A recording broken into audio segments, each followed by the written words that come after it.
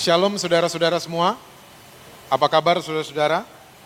Semua masih percaya Yesus? Masih baca Alkitab? Jangan sampai enggak itu ya. Oke, ini hari Pentakosta, tapi mungkin sermon saya is not your typical Pentecostal sermon. So just be ready, ya, biarkan Roh Kudus berbicara buat kita semua, ya, termasuk diri saya. Kita langsung lihat Alkitab kita bersama dalam kitab Matius pasalnya yang ke-18. Matius 18 ayatnya yang ke-18 sampai dengan ayat yang ke-20. Matius 18 ayatnya yang ke-18 sampai dengan ayat yang ke-20, Alkitab bilang begini. Aku berkata kepadamu, sesungguhnya apa yang kamu ikat di dunia ini akan terikat di sorga, dan apa yang kamu lepaskan di dunia ini akan terlepas di sorga. Dan lagi aku berkata kepadamu, jika dua orang daripadamu di dunia ini sepakat meminta apapun juga, permintaan mereka itu akan dikabulkan oleh Bapakku yang di sorga. Sebab di mana dua atau tiga orang berkumpul dalam namaku, di situ aku ada di tengah-tengah mereka. Saya percaya banget semua saudara tahu ayat-ayat ini. Karena ini adalah ayat yang cukup terkenal di kebaktian-kebaktian yang sepi pengunjung. Biasanya kalau kebaktian udah kosong, gak ada yang datang, yang di depan mulai ngutip ayat ini. 2-3 orang berkumpul, Tuhan hadir. Betul. Betul sekali bahwa Tuhan kita hadir di mana-mana. Tapi saya mau yakinkan saudara-saudara semua pada sore hari ini, percayalah, yang Yesus katakan buat murid-muridnya, ini bukan soal kebaktian yang sepi pengunjung. Ini bukan tempat ruangan kebaktian yang kosong, tidak ada yang datang. Tapi Yesus lagi mengajarkan murid-muridnya, ya, including saudara dan saya, tentang cara membangun hubungan yang sehat. Kita jadi master in people connection. Kita jadi mahir dalam menerima perbedaan. Karena kalau saudara mulai baca ayat yang ke-15, jelas dikatakan bahwa, hey, kalau saudaramu jatuh dalam dosa, tegur dia 4 mata. Masih juga jatuh dalam dosa, panggil 2-3 orang saksi yang lain. Masih juga jatuh dalam dosa, sampaikan masalahnya buat jemaat. Masih juga jatuh dalam dosa, anggap dia orang luar yang tidak kenal Allah. So Yesus lagi kasih step bagaimana kita membuat hubungan jadi sehat, satu dengan yang lain.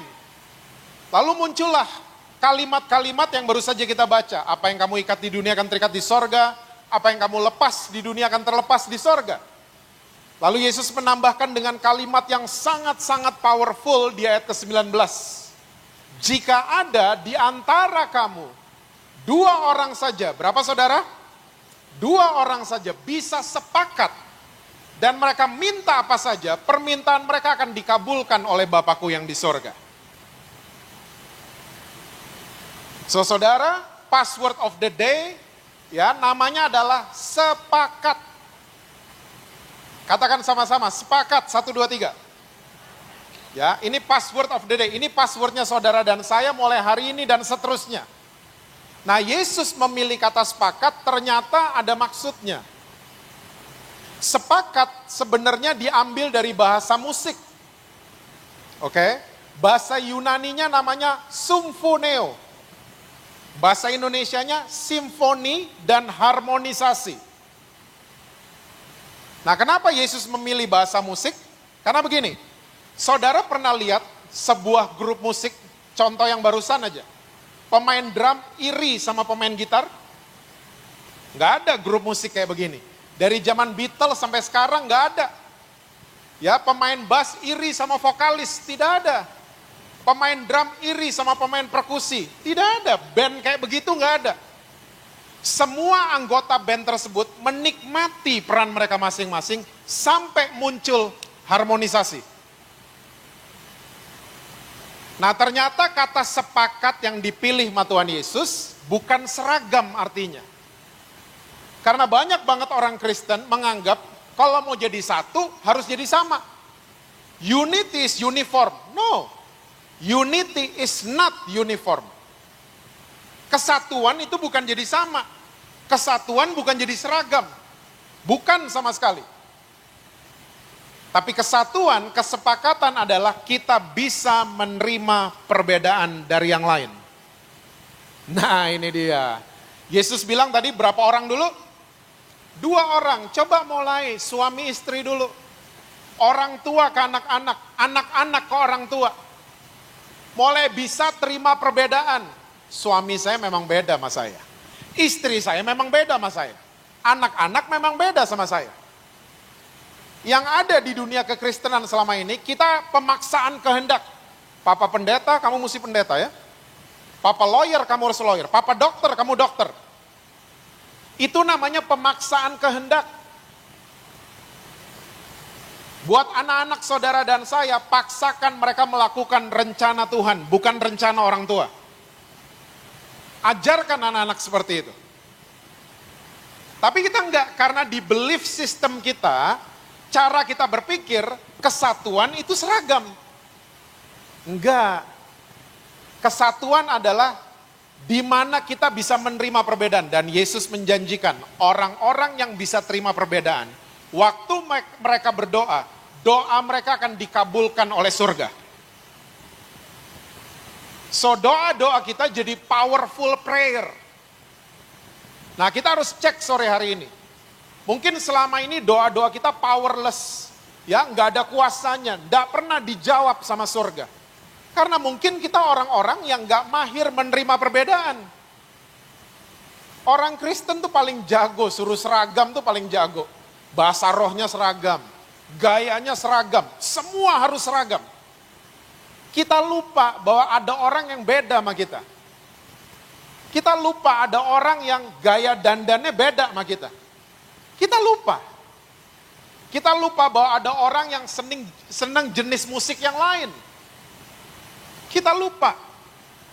Yesus memilih kata sepakat. Karena memang gaya hidupnya dia seperti itu. Ini salah satu alasan kenapa saya jatuh cinta sama Tuhan Yesus. Ya, dari banyak alasan, salah satu alasannya adalah Tuhan Yesus kita, dia master in walk the talk. Apa yang dia katakan, dia udah buat. Itu Tuhan Yesus. Jadi Tuhan Yesus nggak jago teori, enggak. Apa yang dia katakan, dia udah buat. Nah, dia menggunakan kata sepakat karena memang Tuhan kita, dia nggak suka. Dan dia nggak pernah jadi penyanyi solo. Dia nggak pernah one man show. Dia nggak pernah jadi pemain tunggal, nggak pernah. Dia adalah Allah yang cinta sama hubungan. Dia adalah Allah yang cinta dengan perbedaan. Ya, kalau saya boleh pakai istilah Bhinneka Tunggal Ika. Dia cinta perbedaan.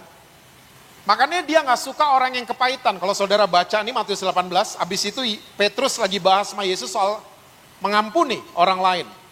Oke, dia nggak suka orang yang kepahitan. Dia nggak suka perpecahan jemaat. Dia nggak suka perceraian. Dia nggak suka. Karena dia Allah yang mahir membangun hubungan. Dia Allah yang mahir menerima perbedaan. Buktinya di mana? Yuk kita lihat. Kejadian 1 ayat yang ke-26. Saudara ingat kejadian 1 di mana? Itu sebelum kejadian 2. Kejadian 1 ayatnya yang ke-26. Alkitab bilang begini. Berfirmanlah Allah, baiklah kita menjadikan manusia menurut gambar dan rupa kita. Supaya mereka berkuasa atas ikan-ikan di laut dan burung-burung di udara. Dan atas ternak, dan atas seluruh bumi. Dan atas segala binatang melata yang merayap di bumi. Pertama kali Tuhan represent dirinya. Dia menyatakan dirinya. Dia pakai kata kita. Anak kecil juga udah tahu. Kita artinya lebih dari satu. Ada beberapa di dalamnya. Dan kita orang Kristen pasti udah paham gini-ginian. Kalau Tuhan sebut dirinya kita, itu berarti di dalamnya ada Allah Bapa, Allah Anak, Allah Roh Kudus.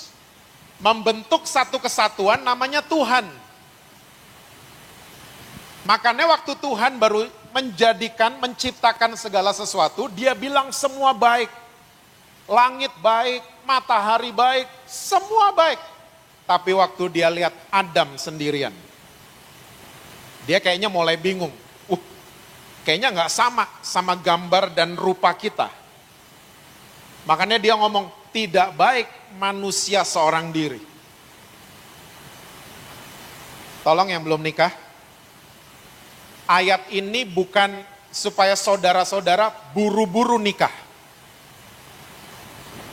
Ada yang amin, 2 orang. Ayat ini bukan begitu maksudnya. Karena saya ketemu banyak orang Kristen, udah nikah tapi masih ngerasa sendiri juga. Udah nikah masih ngerasa lonely, banyak. Ayat ini bukan mengacu supaya kita buru-buru nikah, bukan. Ayat ini jelas mengatakan bahwa, saudara dan saya perlu kaca dari orang lain. Kita perlu connect sama orang lain. Kita perlu ditegur sama orang lain. Kita perlu dikasih input sama orang lain. Kita perlu dinasehatin sama yang lain. Kita perlu dikritik kalau perlu sama yang lain.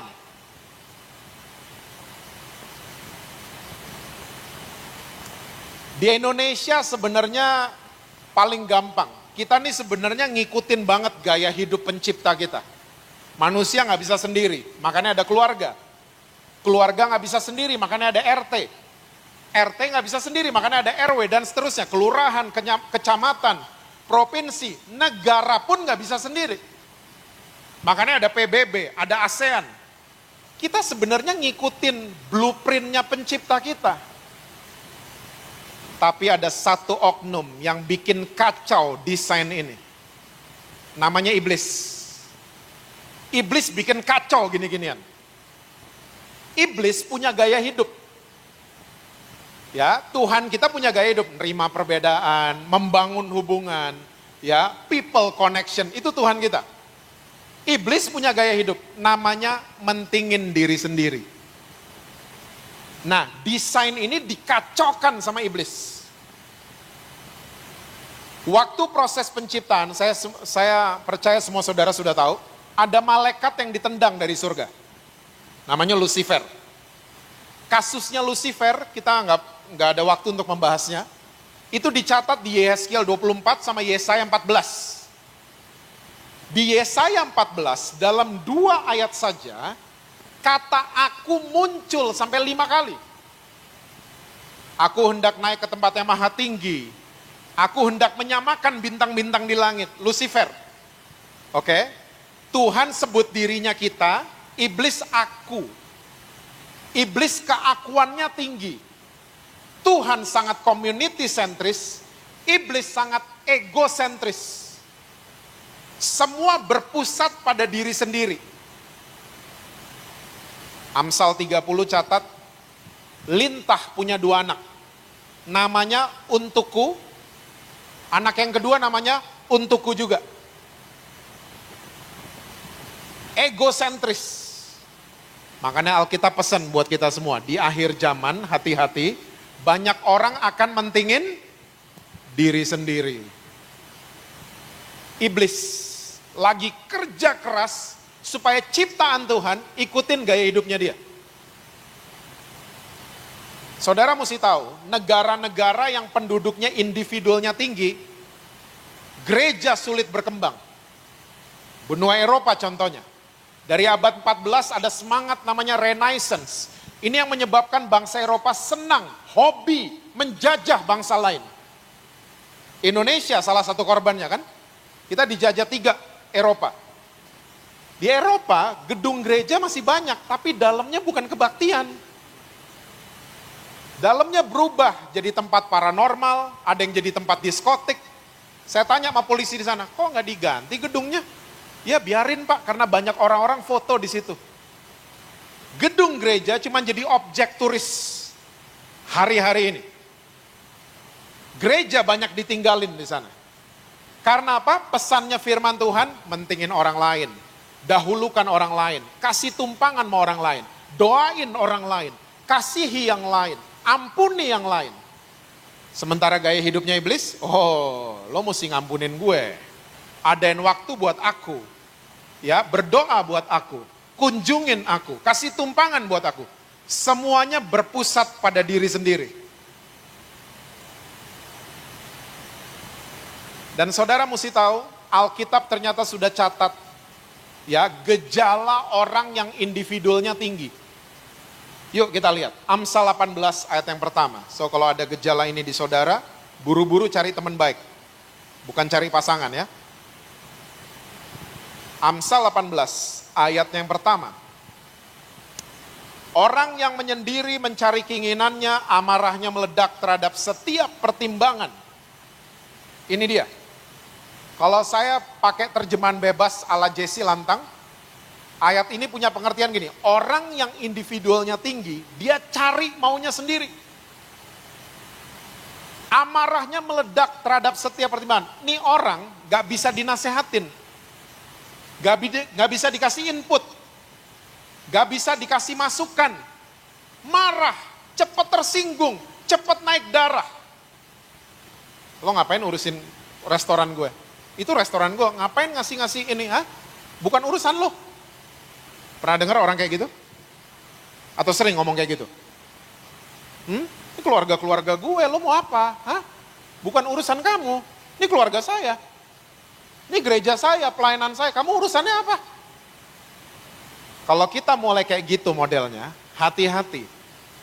Jangan-jangan individual kita mulai tinggi. Dikasih input gak bisa, dinasehatin gak bisa, apalagi dikritik, bisa berantem sama orang kayak begini. Dan saya mau katakan buat saudara, orang yang individualnya tinggi, emosinya gak stabil.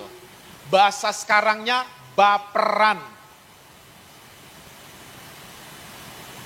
Tahu baperan? Kok belaga gak tahu? Baperan. Emosinya gak stabil. Cepat marah. Ya, sejam kemudian senyum lagi. Ya, 5 menit kemudian tersinggung lagi. Baperan. Emosinya gak stabil. Ada yang ketawa-ketawa, kenapa tuh? Gak stabil. Ada seorang aktor namanya Heath Ledger. Kayaknya saudara-saudara gak ada yang tahu dia kayaknya. Saudara rohani banget kayaknya mukanya. Heath Ledger ini pemeran Joker di film The Dark Knights. Ya. Dan Joker tuh penjahatnya Batman. Dan dia sakit jiwa, psikopat. Saudara tahu?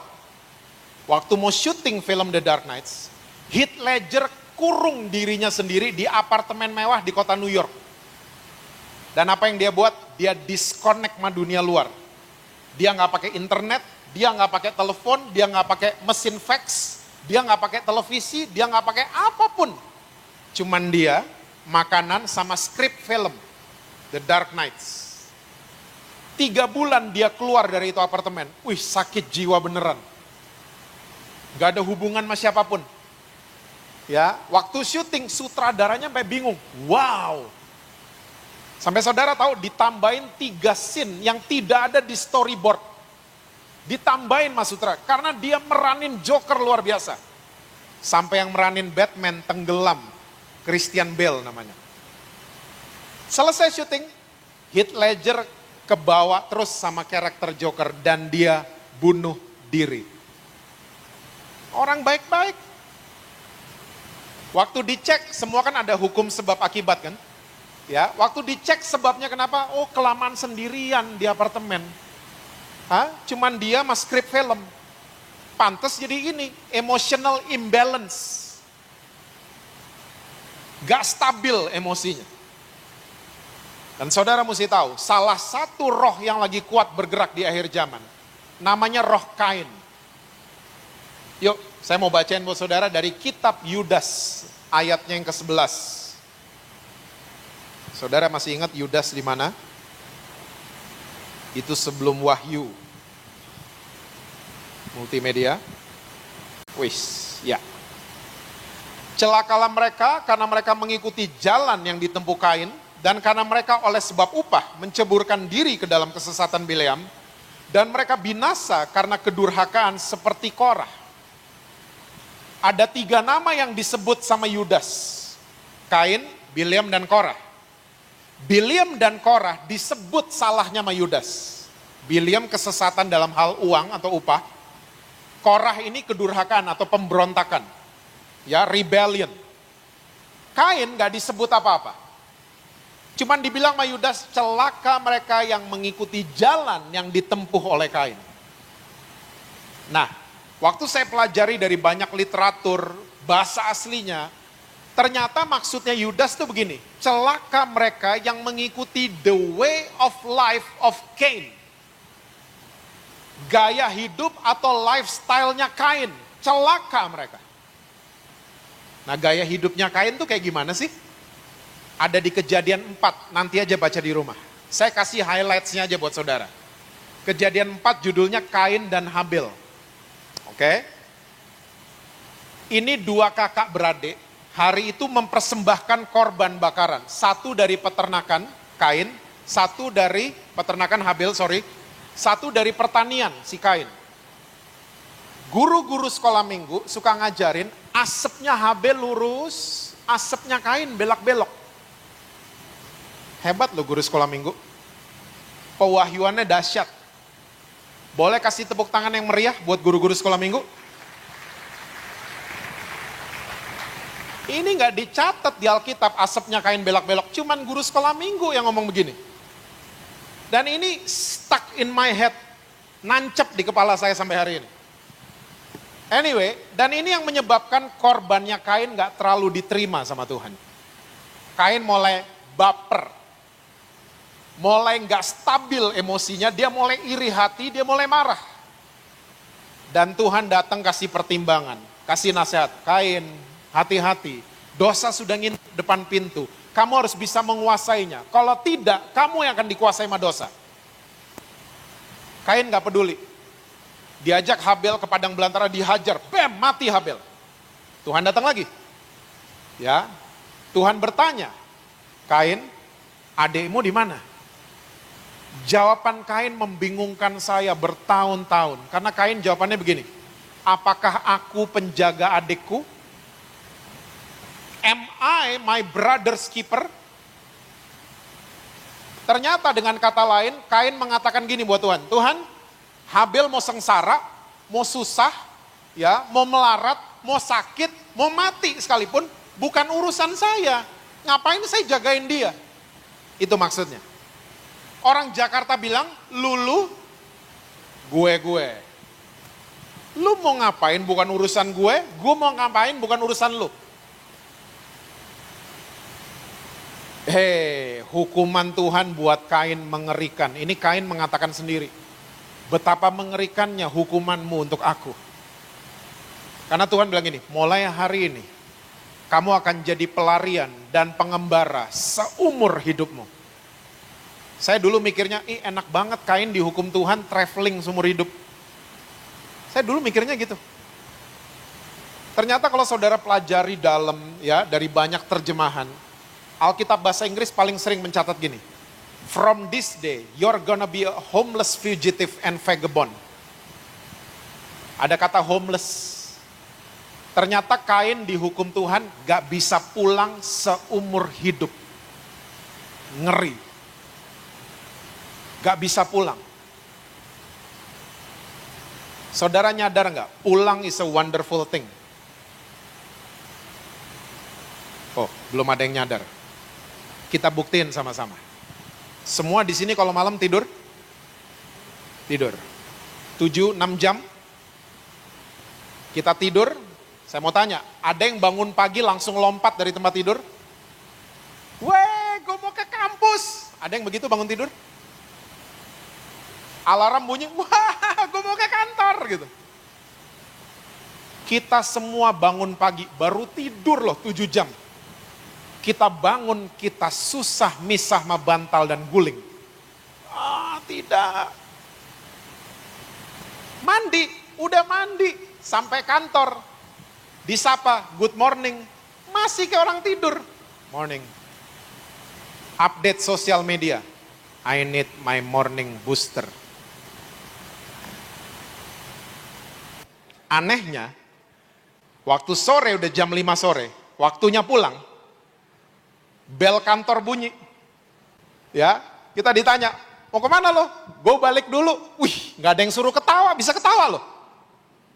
Terus masih punya tenaga, ke TP dulu, ke Grand City dulu, latihan musik gereja dulu, ikut Zoom dulu, ke 21 dulu, ke supermarket dulu, masih punya tenaga. Karena tanpa kita sadari, di balik kepala kita nih, pulang tuh menyenangkan. Makanya kalau saudara lihat berita di Jakarta, lagi banjir, orang rela buka sepatu, gulung celana, demi kemana? Pulang. Coba mau pergi depan rumah banjir, gak ada yang mau pergi. Percayalah, langsung telepon bosnya, bos banjir bos. Gak bisa ke kantor, no gak bisa. Tapi kalau pulang, kita bela-belain pulang. Pulang is a wonderful thing. Kain dihukum Tuhan gak bisa pulang seumur hidup. There is no home for Cain. Homeless, fugitive, and vagabond. Makanya peristiwa pulang di Alkitab heboh semua. Esau sama Yakub waktu damai pulang Ishak pesta. Anak yang hilang Lukas 15 waktu pulang bapaknya pesta pora langsung.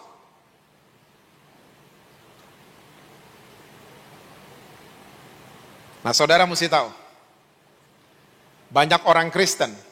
Tuhan tanggung jawab kan. Tuhan ngajarin saudara dan saya harus jadi orang komunal. Punya connect dengan yang lain. Punya people connection. Tuhan tanggung jawab. Makanya saudara dikasih komunitas namanya GSJS Grand City. Saudara ada di kebaktian ini bukan kebetulan. Tuhan yang suruh saudara datang. Tuhan ngerasa saudara pas di komunitas ini. Tapi orang Kristen kelakuannya masuk gereja, berantem sama gembala, pindah gereja. Gereja baru, berantem sama worship leader, pindah gereja. Gereja baru, berantem sama tukang parkir, pindah gereja. Akhirnya apa? Kita lari dan mengembara seumur hidup. There is no home for us. Saya siapin khotbah ini, nggak tahu kenapa, 2 minggu lalu saya buka story-nya GSJS, ada kartu anggota tiba-tiba. Saya bukan pesan sponsor, nggak dipesenin sama Pastor Samuel, Andrew, sama Michael, enggak. Tapi emang penting, karena manusia mulai kehilangan ini. Kita nggak respect komunitas yang Tuhan kasih buat kita. Kita senengnya jalan-jalan, uncommitted, nggak mau komitmen. Dan Alkitab pesan apa? Celaka orang-orang yang ikutin gaya hidupnya Kain. Mereka akan sesat dalam hal uang terus dan mereka akan berontak di mana-mana. Dengan cepat. 3 agenda. Ya, 3 agenda. Kalau saudara pengen tahu komunitas yang sehat yang harus dilakukan apa? Agenda pertama, bangun hubungan sama Tuhan. Masuklah di komunitas yang seperti ini. Karena ada komunitas yang lain yang membangun hubungan sama minuman keras, ada. Jangan join sama gitu-gituan. Ada komunitas yang membangun hubungan sama laki orang gitu. Jangan join begitu. Join udah di sini. Komunitas yang bangun hubungan sama Tuhan. Saya nggak perlu berlama-lama di sini. Yang kedua, agenda yang kedua, bangun hubungan sama sesama. Nah, ini penting nih. Ya, bangun hubungan sama sesama. Jangan cuman basa-basi sama teman gereja. Kalau ada undangan komsel, terlibatlah. Saya punya terjemahan, there is no gang in the church. Tidak ada geng di gereja. Nggak ada. Saya suka ngiri sama geng SMA saya. Kita udah 33 tahun main bareng. Lebaran saya ke rumah mereka. Natalan mereka datang ke rumah saya. Berantem, berantem. Selisih paham, selisih. Beda pendapat, beda. Tapi 33 tahun kita bisa saling memaafkan. Saya suka ngiri, kok di gereja gak ada ginian ya? Gak ada geng. Kalau ada acara gitu semua datangnya terpaksa atau dipaksa. Sementara geng SMA kalau ngajak sepeda, wih kalau perlu saya ada meeting lain saya geser-geser. Terpaksa? Enggak. Dipaksa? Enggak. Saya looking forward ketemu geng saya. Seharusnya GSJS begitu. Diumumin sama Pak Gembala, Pak Samuel, ada acara, semua looking forward. Ada komsel, semua looking forward. Karena komsel tuh ajang kita bangun hubungan. Ajang kita mempraktekkan kasih. Komsel. Mungkin sekian banyak ini nggak bisa, di komsel lah. Latihan mengasihi di situ. Jangan ada konflik, lari. Ada masalah, lari. Karena di komsel lah kita akan ketemu orang yang minjem duit nggak balikin. Oh, banyak nih pengalaman kayaknya. Ketawa biasanya pengalaman. Di komsel kita akan ketemu aslinya tiap orang. Tiba-tiba baperan lah, ngambekan lah, tersinggungan lah. Di komsel ketemu gini-ginian, kalau gini enggak. Gini semuanya shalom, wih malaikat semua kalau hari Minggu. Di komsel kita ketemu aslinya. Disitulah saudara harus terlibat. Saya ngiri sama geng sepeda saya. Geng sepeda berenam, satu jatuh, semua berhenti yang 5. Ditolongin yang jatuh.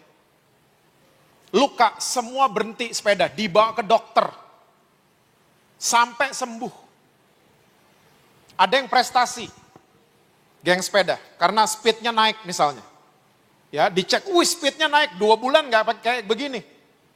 Langsung yang 5 ngomong ini, hari ini kamu makan, kita yang bayarin.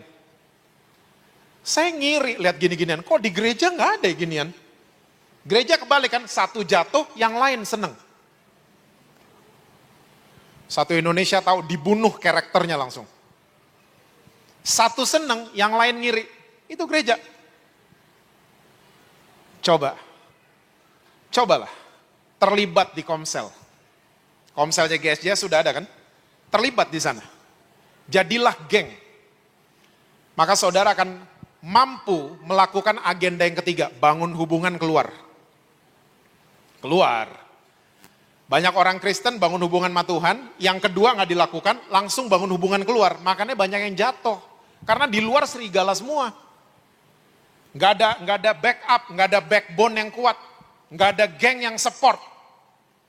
Polisi aja ada pistolnya, masuk ke daerah yang bahaya. Langsung ngomong kok, we need backup. Langsung gitu kok. Kita yang culun-culun gini mau masuk ke serigala, gimana coba? We need backup. Bangun hubungan sama orang yang belum percaya. Saya di kebaktian jam 2 tadi saya cerita di Pakuwon. Saya mau cerita buat saudara. Saya nggak akan bosen cerita kesaksian ini, karena saya waktu masih sewa gedung kantor di Jakarta, saya pernah didatengin seorang ibu, dibilangnya ibu. Waktu ibu ini masuk, satu kantor saya tuh berhenti kerja, karena nih ibu cantik banget dan wangi banget. Semua berhenti. Semua pada ngeliat dia ke ruangan saya. Waktu dia duduk depan saya juga bengong lihat, nih ibu cantik banget. Wangi lagi. Tapi ternyata waktu dia ngomong, dia ternyata pria. Halo Pak Jesse. Mati gue. Ternyata dia waria. Dia sudah booking rumah sakit di Jerman untuk operasi ganti kelamin. Dia ngomong sama saya, iya saya nonton YouTube-nya Bapak, wih gila gede banget suaranya. Singkat cerita, hari itu saya memutuskan, saya mau bangun hubungan sama orang ini. Bangun hubungan ya, bukan pacaran.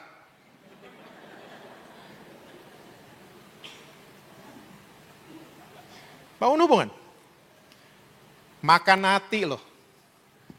Ternyata dia suaranya gede beneran. Jadi kalau ke mall, dia tangannya kebiasaan nemplak di bahu saya. Kita makan di mana? Hah?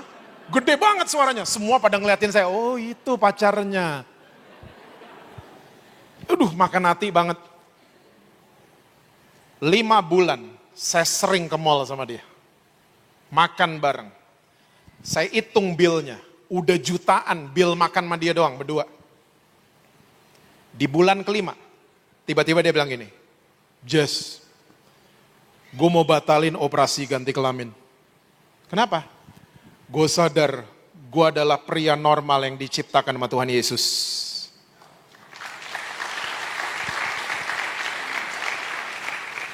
Saya mau tanya sama saudara, itu bil makanan yang jutaan dibanding orang ini berubah. Itu bil makanan Nggak ada artinya. Nggak ada artinya. Nggak ada artinya. Dia telepon rumah sakit di Jerman di depan saya. Dia batalin. Rumah sakitnya bilang gini, DP-nya nggak bisa di-refund, it's okay.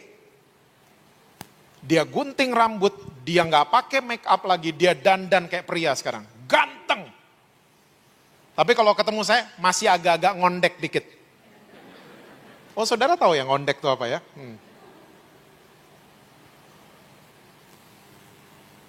Wah Pak, bangun hubungan mahal ya? Mahal. Yesus mau bangun hubungan sama ciptaannya, dia bayar pakai darah dan nyawanya sendiri. Demi sebuah hubungan antara dia sama kita. Yang bisnis pasti tahu, kadang-kadang kita mau network sama company sebelah. Traktir dulu bosnya, bayarnya dari kocek kita. Demi sebuah hubungan terjadi. So, saudara, saya nggak suruh saudara ngeluarin jutaan. Pisang goreng, teh manis. Bangun hubungan sama seseorang. Cari orang yang aneh coba. Kalau dikirim sama Tuhan orang aneh, jangan langsung, gue nggak mau ketemu dia lagi. Coba pelan-pelan bangun hubungan. Jadi mahir in people connection. Jadi mahir menerima perbedaan. Tuhan Yesus janji apa? Orang-orang seperti ini, waktu mereka berdoa, doa mereka akan dikabulkan oleh surga.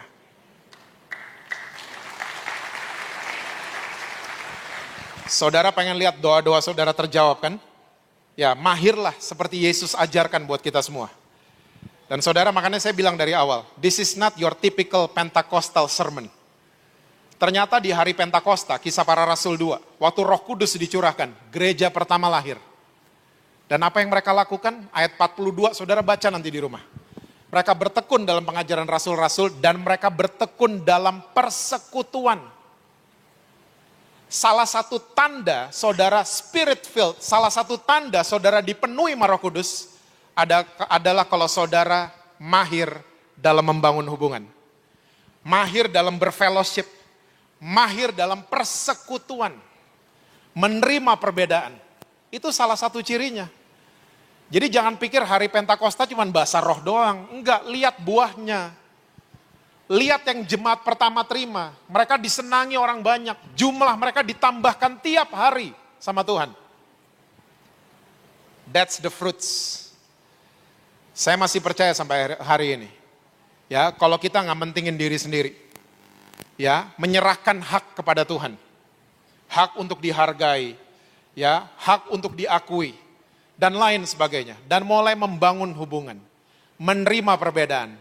Saya percaya doa-doa saudara menjadi doa yang powerful.